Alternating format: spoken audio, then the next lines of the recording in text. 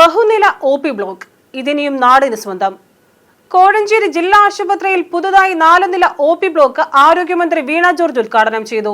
ചടങ്ങിൽ വന്ധ്യതാ ക്ലിനിക്കിന്റെ ലോഗോയും മന്ത്രി പ്രകാശനം ചെയ്തു. ആധുനിക സൗകര്യങ്ങളോടെയാണ് പുതിയ OPയും ഡയഗ്നോസ്റ്റിക് ബ്ലോക്കും പ്രവർത്തിക്കുക. 5858 സ്ക്വയർ മീറ്റർ വിസ്തീർണത്തിൽ 30.25 കോടി രൂപ ചെലവിൽ നിർമ്മിച്ച പുതിയ കെട്ടിടത്തിൽ casualty, x ray, CT scan, minor operation theatre, triage, laboratory, ECG, ortho consultation, registration, insurance എന്നിവ ഗ്രൗണ്ട് ഫ്ലോറിലാണ് പ്രവർത്തിക്കുക.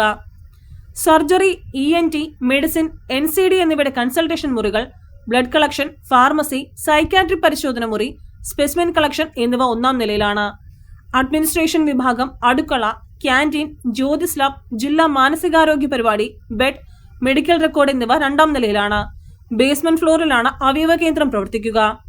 പ്രധാന കെട്ടിടത്തിന്റെ ഭൂഗർഭ നിലയിൽ 49 കാറുകൾക്ക് ഒരേ സമയം പാർക്ക് ചെയ്യാനുള്ള സൗകര്യവും ഒരുക്കിയിട്ടുണ്ട്.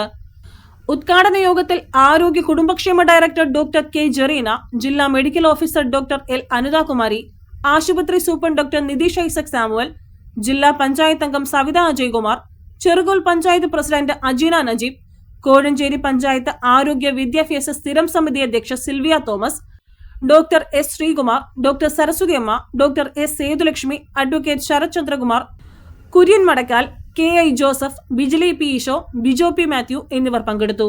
ഉദ്ഘാടന ശേഷം ഗായകൻ അലോഷിയുടെ ഗാനസന്ധ്യയും അരങ്ങേറി. News bureau, Kozhencherry.